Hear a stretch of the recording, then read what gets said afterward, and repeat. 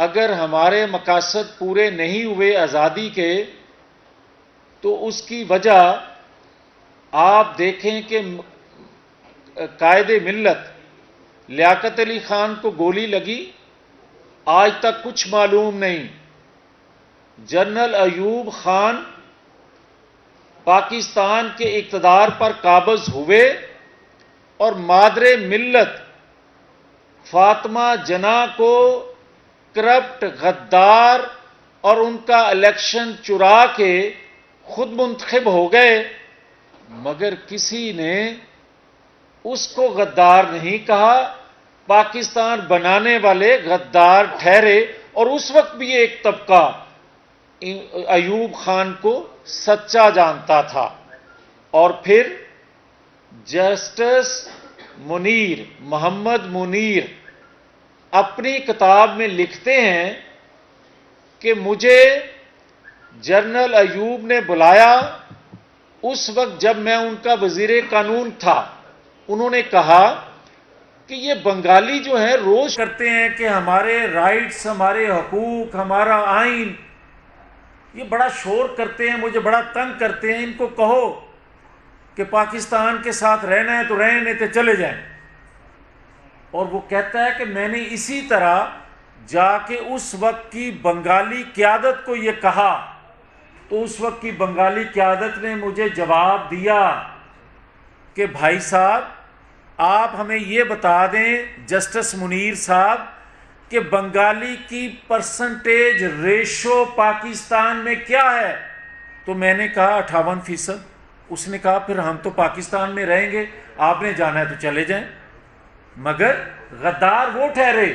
اور اس وقت بھی ایک طبقہ ان کو غدار سمجھتا رہا۔ پھر آئے ایک رنگیلے جنرل یایا، اور وہ حسین شہید سہروردی اور شیخ مجیب کو غدار کہتے رہے، ان کے کردار پر انگلیاں اٹھاتے رہے، اور وہ پاکستان کے ٹوٹنے کا موجب بنے مگر غدار ٹھہرے۔ حسین شہید سہروردی بد کردار، کرپٹ، چور، ڈاکو ٹھہرے، حسین شہید سہروردی، اور اس وقت بھی ایک طبقہ جو ہے وہ یحییٰ خان کو ہی محب وطن، با کردار اور فرشتہ نما انسان کہتا رہا۔ بات یہاں رکتی نہیں ہے، اس سے بات آگے چلتی ہے تو پاکستان کے دفاع کو ناقابل تسخیر بنانے والا، پاکستان کے اندھیرے دور کرنے والے کو ہائی جیکر بنا دیا، سزا دے دی، اور اس نواز شریف کو اس وقت بھی ایک طبقہ کہتا رہا کہ جناب جنرل مشرف کو مارنے کے لیے 300 لوگوں کی جان لینے لگا تھا نواز شریف۔ اس وقت بھی ایک طبقہ یہ بات کہتا تھا، اور ساری دنیا نے بعد میں مانا کہ وہ بات غلط تھی۔ ہائی جیکر زمین پہ طیارہ ہائی جیک کیسے کر سکتا ہے؟ لیکن اس وقت بھی ایک طبقہ کہتا رہا نواز شریف ہائی جیکر ہے۔ اور آج ایک ایسا شخص جو بات کر رہا ہے، جو کچھ کہہ رہا ہے، وہ اپنے کردار کے حوالے سے جس کو صادق اور امین ثاقب نثار جیسے لوگ سرٹیفکیٹ دیں، جبکہ میرے جیسے کمزور ایمان کے مسلمان کا ایمان ہے کہ صادق اور امین انبیاء اکرام کے علاوہ کوئی نہیں ہو سکتا، مگر اس کو صادق اور امین کا سرٹیفکیٹ دے دیا گیا۔ اور یہ صادق اور امین پاکستان سے باہر کی ایک عدالت سے اس کے کردار کے حوالے سے جو فیصلہ آ چکا، کوئی ماننے کو ایک طبقہ تیار ہی نہیں ہے۔ اور ایک طبقہ آج بھی چیف الیکشن کمیشن کا فیصلہ آنے کے بعد کہ یہ چور، ڈاکو، منی لانڈر اور غدار ہے، غدار کس زمرے میں کہ بھائی جن لوگوں سے آپ پیسہ لیتے رہے ہو، جنہوں نے کوئی 2-4 لاکھ 2-4 ہزار نہیں، کروڑوں اربوں کھربوں روپیہ دنیا کی 62 شخصیات نے غیر ملکی کمپنیوں نے آپ کو جو فنڈنگ کی وہ کن مقاصد کے لیے کی تھی؟ اور اگر ہسپتال کے لیے دیے تھے تو یہ اس سے بڑا جرم ہے کہ آپ کے بقول میں نے اس پیسے سے سٹا کھیلا، آپ کے بقول کہ اگر وہ ہسپتال کو پیسے دیے تھے تو آپ نے پی ٹی آئی کے اکاؤنٹ میں کس طرح ٹرانسفر کیے، اور اگر وہ پی ٹی آئی کو ملے تھے تو پھر آپ یہ بتاؤ کہ ان کا پاکستان کے پرائم منسٹر لگائے جانے سے پہلے تمہیں پیسہ دینے کا مقصد کیا تھا؟ کیا وہ مقاصد تم نے 4 سالوں میں پورے کر کے دکھائے؟ حقیقت ہے کہ دکھائے۔ پاکستان کی معیشت کو ڈبویا، پاکستان میں ڈالر آج جو پھر بہتر ہونا شروع ہوا ہے، روپیہ آج جو پھر بہتر ہونا شروع ہوا ہے، تم پھر کال دے رہے ہو، تم پھر کہہ رہے ہو کہ میں جلسے جلوس کروں گا۔ 2017 کا پاکستان جو ایک چلتا پھلتا پھولتا پاکستان، نواز شریف کا دور کا پاکستان، اس وقت یہ مجرم اکیلا نہیں ہے، اس کے ساتھ ثاقب نثار مرکزی ملزم ہے۔ 2017 کا اور آج کا موازنہ کرو تو پتہ چلے گا کہ اس میں کون کون سے کردار شامل تھے، اور ان کرداروں میں مرکزی کردار ثاقب نثار کا ہے۔ اور جب میں یہ بات کہتا ہوں تو پھر کہا جاتا ہے کہ الزام ہے اداروں پہ، میں نہیں کہہ رہا۔ جسٹس شوکت صدیقی کیا کہہ رہے ہیں؟ جسٹس شوکت صدیقی صاحب کہہ رہے ہیں کہ آج بھی جس طرح بنتے ہیں پینل، اور میں نہیں کہہ رہا، انتہائی میرے محترم جسٹس فائز عیسیٰ اپنے خط میں کیا کچھ کہہ رہے ہیں، میں نہیں کہہ رہا۔ دنیا کے جو انفارمیشن ادارے ہیں وہ ہمارے اداروں اور بالخصوص عدلیہ کے بارے میں کیا لکھ رہے ہیں۔ مجھے احترام ہے عدلیہ کا، میں ہمیشہ احترام کرنے والوں میں سے ہوں، مسلم لیگ ہمیشہ احترام کرنے والوں میں سے ہے۔ اس پر الزام لگا تھا کہ اس نے سپریم کورٹ پر حملہ کیا۔ بھائی اگر بغیر اجازت کے لوگ اس وقت داخل ہوئے سپریم کورٹ کی عمارت میں، کچھ شیشے ٹوٹے یا کوئی دروازہ ٹوٹا تو کہا گیا سپریم کورٹ پر حملہ ہے، ایف آئی آر درج ہوئی، مگر جو چند دن پہلے سپریم کورٹ کا دروازہ توڑ کر دیواریں پھلانگ کے شیشے توڑ کے داخل ہوا گیا، تو اس کو اگر کہا جائے کہ یہ ان کے جذبات کا اظہار ہے تو پھر کہہ دیں کہ اس وقت بھی جذبات کا اظہار تھا، آج بھی جذبات کا اظہار ہے،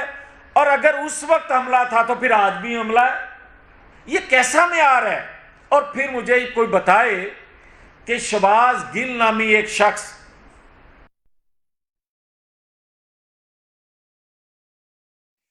کے متعلق کہتا رہا اور اس پر ایف آئی آر ہو اور 2 دن کا ریمانڈ ہو، اور میں اگر سمیش کرنے کی بات کروں کہ آپ کسی لیڈر کو دھمکی نہیں دے سکتے، ہم نہیں مانتے اس چیز کو، تو اس کو غداری کے مقدمے میں گرفتار کرو اور 14 دن پورے ریمانڈ کے کرواؤ۔ اور آج میں آپ کو کہنے لگا ہوں کہ رات کو جیل سے مجھے اٹھا کر کون لے کے جاتا تھا اور کہاں کہاں لے کے جاتا تھا، میں اس تکلیف کا ذکر اس لیے نہیں کرتا اور نہ آج کروں گا کہ میں شرمندہ نہیں ہوں۔ میں سینہ تان کے کہتا ہوں کہ اگر سمت درست کرنے کے لیے اگر آزاد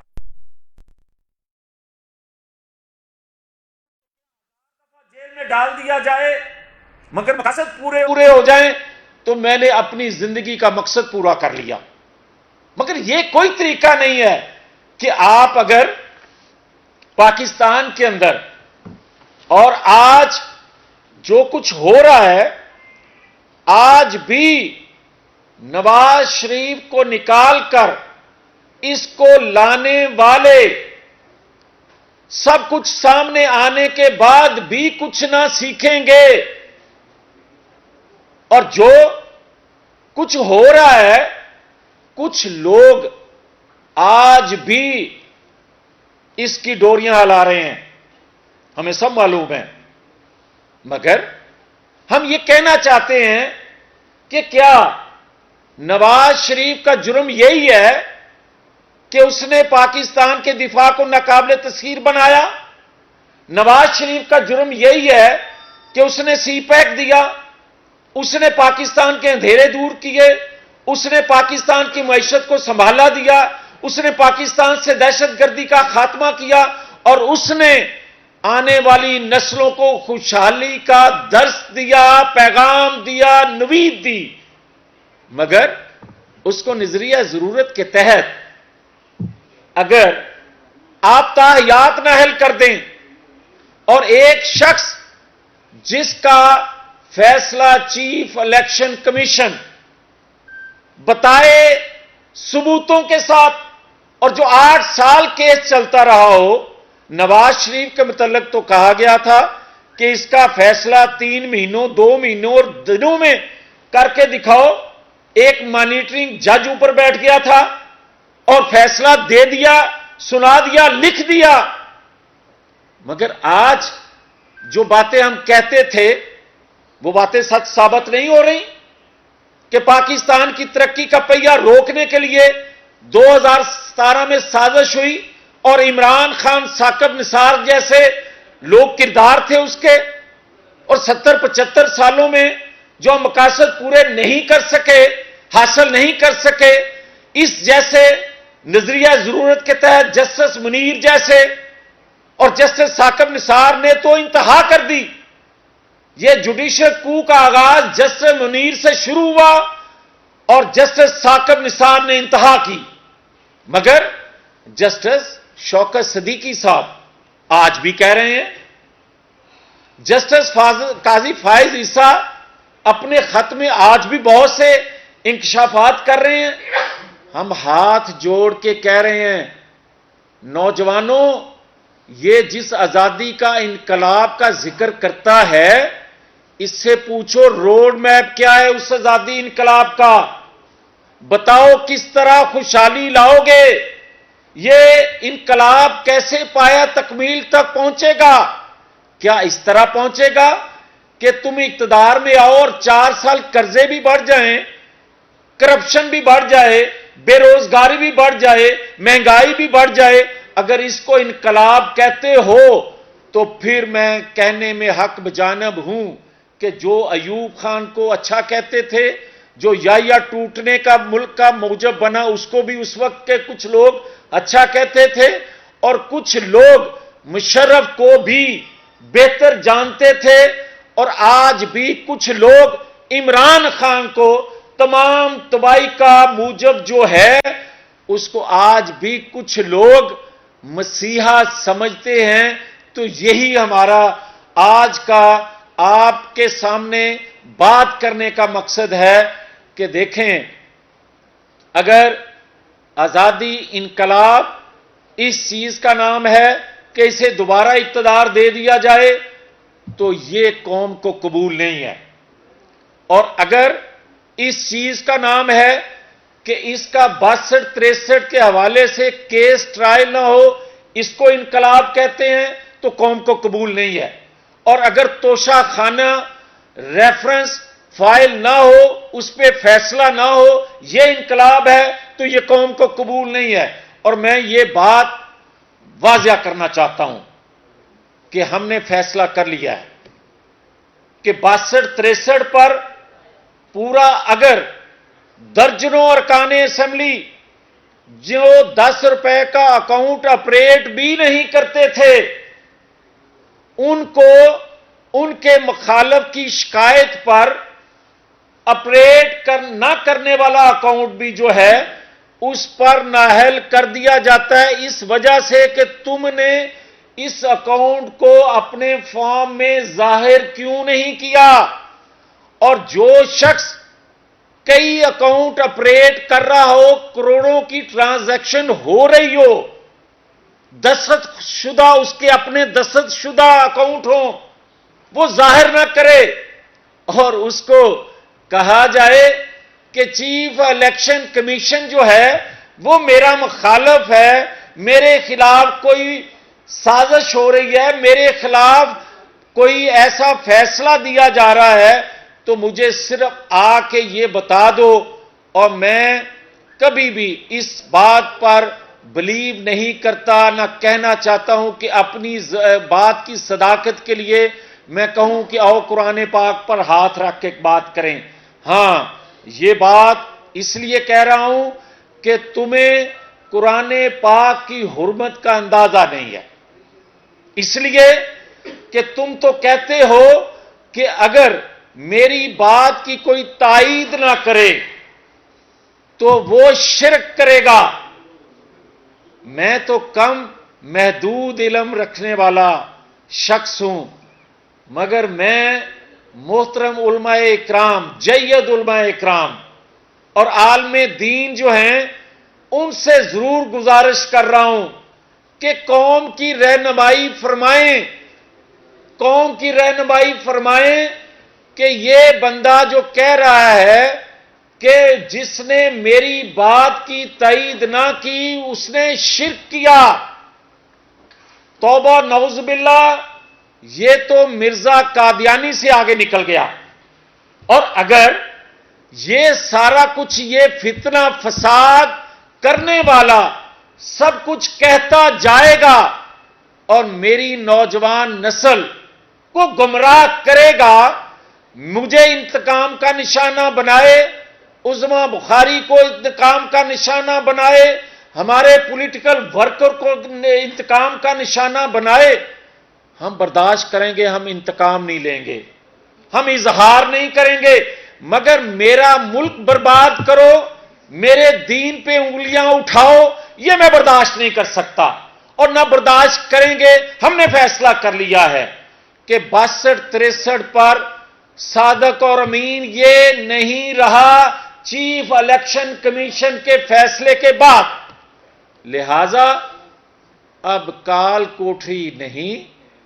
تو کم از کم روشنی والی کوٹری میں جانے کا وقت ہوا چاہتا ہے۔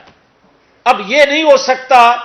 کہ آپ چند لوگوں کی حمایت سے، اور میں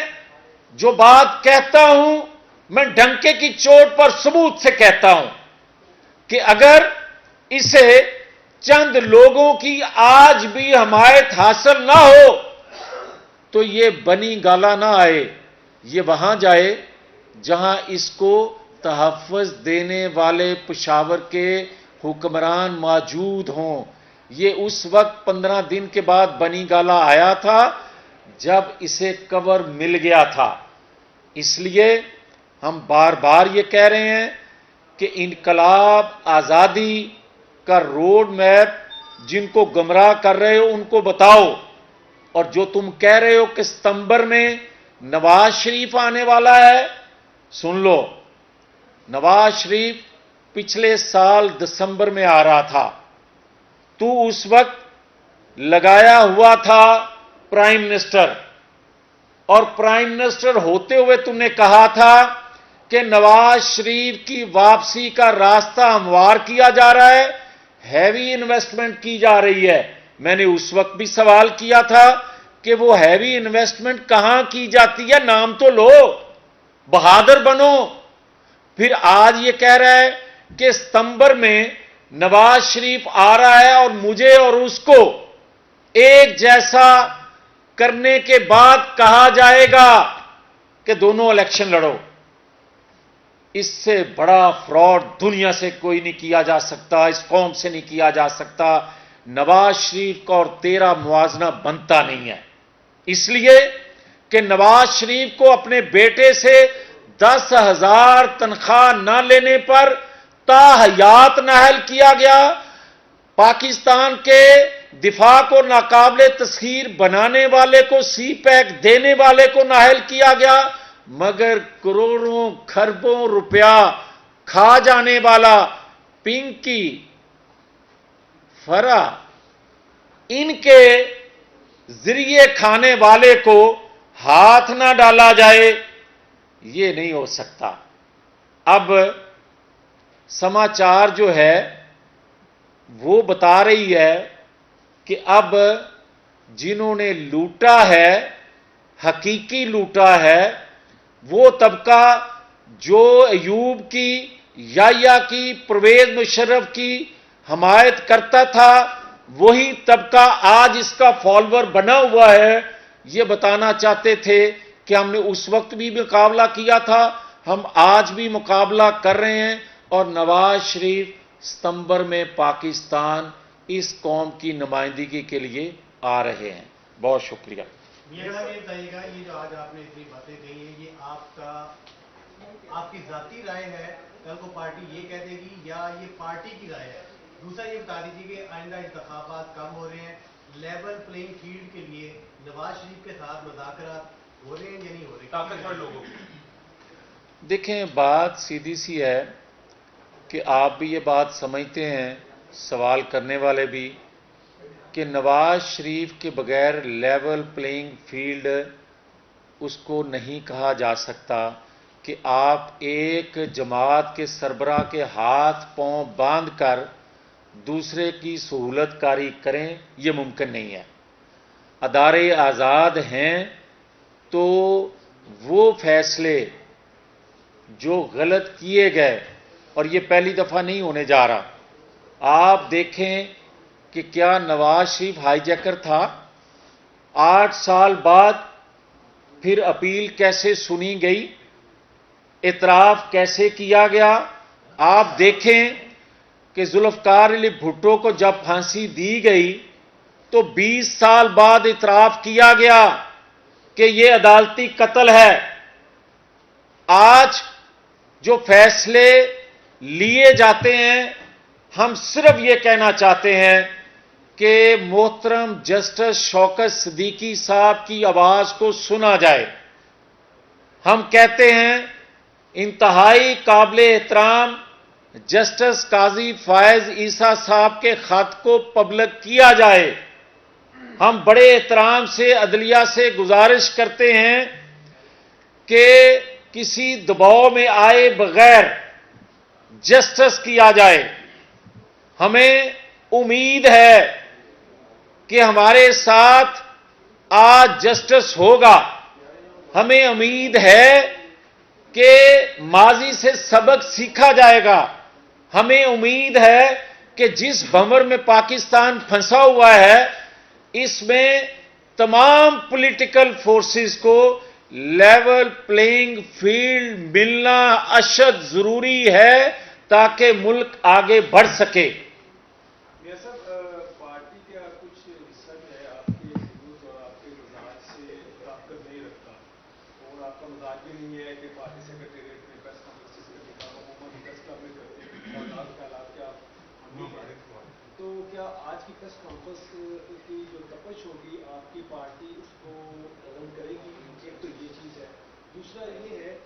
کہ ضیاء الحق کو آپ بیچ میں بھول گئے، آپ نے اتنی جو ہے وہ بتایا کہ ضیاء الحق آ گیا اور اس میں ایوب خان صاحب آ گئے، لیکن اس میں ضیاء الحق کو آپ بول گئے ڈائریکٹر۔ بالکل آپ بجا کہتے ہیں، میں معافی چاہتا ہوں، اس کا ذکر نہیں کر سکا، مگر حقیقت ہے کہ ضیاء الحق نے کیا نظریہ ضرورت کے تحت فیصلے نہیں لیے؟ کیا میں نے یہ ذکر نہیں کیا کہ ذوالفقار علی بھٹو کو کس طرح عدالتی اس کا قتل کیا گیا؟ وہ جنرل ضیاء الحق کے زمانے میں تھا، میں نے عرض کیا تھا، ویسے نام لینا ضروری تھا تو میں لے رہا ہوں۔ اچھا میاں صاحب، ایک طرف آپ شخصیت آدمی، ایک طرف آپ اس پہ تبصرہ کر دیں کہ یہ جو ابھی آپ نے نااہلی کی بات کی ہے، تو آج کل کچھ دانشور اور کالم نگار یہ والی بات کرتے ہیں کہ ایک پاپولر لیڈر کو نااہل قرار دینا جو ہے ایک پاکستان کے لیے، ریاست کے لیے ایک مشکل امر بھی ہوگا اور مسائل بھی پیدا ہوں گے۔ آپ اس بارے میں کیا تبصرہ کریں گے؟ دیکھیں پرویز بشیر صاحب، मुझे बड़ा एहतराम है आपका, मगर मुझे आप ही बता दें कि क्या नवाज शरीफ 3 दफ़ा का प्राइम मिनिस्टर नहीं था? क्या पॉपुलर हुए बगैर वो 3 दफ़ा अपोजिशन लीडर नहीं था? क्या पॉपुलैरिटी का पैमाना ये है कि किसी को एक दफ़ा 2018 का इलेक्शन चुरा के उसको प्राइम मिनिस्टर लगा दिया जाए तो उसके खिलाफ फैसला नहीं आ सकता, और 3 दफ़ा का मुंतखब प्राइम मिनिस्टर नवाज शरीफ जो है बतौर प्राइम मिनिस्टर के ही 2017 में उसके खिलाफ फैसला सुना दिया जाए बगैर सबूत के, तो पाकिस्तान फिर भी चलता रहे? क्या आज का पाकिस्तान जो है वो मुतहम्मल है इस चीज का कि पाकिस्तान की मईशत को मजीद डुबो दिया जाए? क्या पाकिस्तान इस चीज का मुतहम्मल है कि नवाज शरीफ को ताहयात नाहल रखा जाए और इस नाहल को नालायक चोर को, डाकू को और दुनिया के बकौल दुनिया से पैसे लेने वाला, उनके मकासद पूरे करने वाले को हम सर पर बिठाए रखें? ये मुमकिन नहीं है। अब ये सब ये बताइएगा कि आप मैनी टाइम जो है नवाज शरीफ की वापसी का ऐलान कर चुके हैं, कई दफा आप तारीख दे चुके हैं, आपके पार्टी के लोग तो कहते हैं डॉक्टर जब इजाजत देंगे मियां साहब तब वापस आएंगे। आपको किस डॉक्टर ने बताया कि वो सितंबर में आ सकते हैं और किसने कहा है? और ये बताया कि वो सितंबर में लाहौर आ रहे हैं कि इस्लामाबाद आ रहे हैं? देखें, जो डॉक्टर हैं ना वो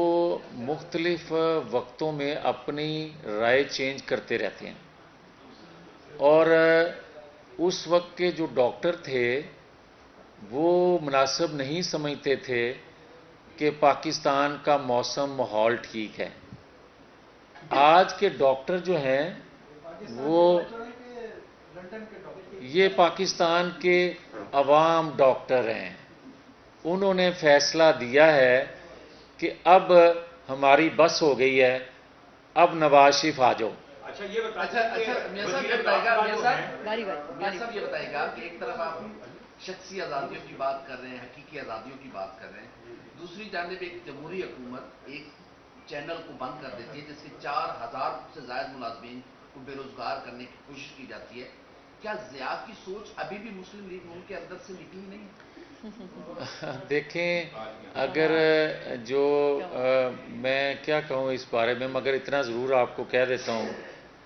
कि अपने अंदर भी ज़रा हमें सोचना चाहिए हम क्या करते आ रहे हैं। अच्छा सर ये बताएंगे, आपने कहा ना नवाज शरीफ आ रहे हैं, तो वजीर दाखिला जो है पंजाब के, उन्होंने कहा कि जब वो आएंगे तो उनको कानून के मुताबिक जो है डील किया जाएगा, तो वो आके पहले जेल जाएंगे या किसी कुव्वत ने आपको कोई अंडरटेकिंग दी है उनके हवाले से? देखें, हम अंडरटेकिंग पे बिलीव करने वाले लोग नहीं हैं, ये आपको बता दूं। और जहाँ तक आपका ये तल्लक है कि आएंगे तो जेल जाएंगे, हम जेल से डरने वाले हैं। और नवाज शरीफ क्या पहली दफ़ा जेल जाएंगे? और नवाज शरीफ जब लंदन थे तो पाकिस्तान में तो किसी पर FIR हो जाए तो वो दौड़ता है पाकिस्तान से बाहर। नवाज शरीफ को तो बाहर था तो सज़ा सुना दी गई थी, और वो अपनी बेटी का हाथ थाम के बिस्तरे मर्ग पर अपनी मिसिस को छोड़कर आ गया था पाकिस्तान, वो जेल से डरेगा? जैसा ये बताइएगा कि जो हुकूमतें बनाते हैं पाकिस्तान के अंदर, मगर एक चीज ज़हन में रखें, क्योंकि हमारे साथ नाइंसाफी हुई है, क्योंकि साकिब निसार का फैसला है, क्योंकि साकिब निसार की हदायत पर हमें सजा सुनाई गई थी, हम नवाज शरीफ को जेल नहीं जाने देंगे। इस्तकबाल आपको ऐसा करके दिखाएंगे और जगह का बताएंगे कि मलक आरिफ साहब तुसी भी उसे पहुंचोगे। जो हुकूमतें बनाते रहे, जो हुकूमतें गिराते रहे, क्या आपकी अब भी उनसे दोस्ती है? और अगर दोस्ती है तो पंजाब में ये स्विच ऑन और ऑफ क्यों होता है? देखो, मेरी बड़ी वाज़िया मेरी सोच है, मेरी जमात की सोच है, मेरे लीडर की सोच है कि ना हम दोस्ती रखना चाहते हैं ना हम दुश्मनी रखना चाहते हैं। हम चाहते हैं आइन कानून के दायरे में रहते हुए अगर तमाम अदारे, उसमें सियासी जमातें भी एक अदारा हैं, وہ بھی کسی سے مدد نہ مانگیں، وہ بھی جگہ جگہ یہ رونا نہ روئیں کہ مینوں دوبارہ نوکری تے رکھ لو۔ میں یہ کہتا ہوں کہ تمام پولیٹیکل ادارے ہوں یا ریاست کے ادارے ہوں، ان میں بیٹھے ہوئے لوگوں کو آئین قانون کے مطابق بہیو کریں گے تو ملک اس صورتحال سے نکل سکے گا۔ یہ ڈے ون سے، اور نواز شریف نے یہ 4-5 سال کی جدوجہد نہیں ہے، نواز شریف نے 20 سال ذہن سازی کے لیے لگائے ہیں پاکستان کے، اور خاص طور پر پنجاب کے لوگوں کی ذہن سازی۔ اس نے تکلیفیں قیدیں سہنے کے بعد لوگوں کی ذہن سازی کی ہے کہ یہی راستہ ہے پاکستان کو بھنور سے نکالنے کا، آئین قانون کی بالادستی میاں میں۔ صاحب یہ بتائیے گا کہ Last. آپ نے ابھی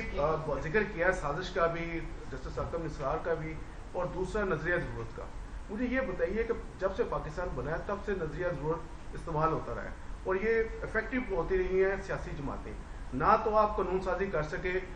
شفاف الیکشن کی کہ عوام اس کو تسلیم کر سکے۔ 2018 کے الیکشن پہ ایک کمیٹی بنی، اس کا ابھی تک کوئی عطا پتہ نہیں۔ اب آپ کی حکومت بھی ہے، تو اس حوالے سے بھی کوئی قانون سازی ہوگی کہ کوئی جسٹس یا کوئی ادارہ اپنے آئینی حدود سے باہر نہ نکل سکے، اس کو روکنے کے لیے بھرپور طریقے سے قانون سازی ہو۔ اس میں آپ کی پیپلز پارٹی بھی شامل رہی ہے، افیکٹو ہوتی رہی ہے، آپ بھی ہوتے رہے، کیا کہیں گے؟ دیکھیں، جہاں تک آپ کا تعلق ہے کہ 70-75 سالوں میں فیصلے آتے رہے ہیں، میں معذرت سے یہ عرض کروں گا کہ کچھ ادوار میں فیصلے آئین قانون کے مطابق بھی آئے ہیں، بھلے تھوڑے آئے ہیں، مگر جہاں تک قانون کا تعلق ہے تو قانون تو بے شمار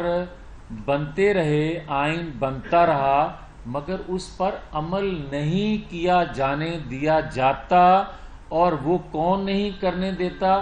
ظاہر ہے جو بااثر ہوتے ہیں، جو طاقت میں ہوتے ہیں، وہ اس کو استعمال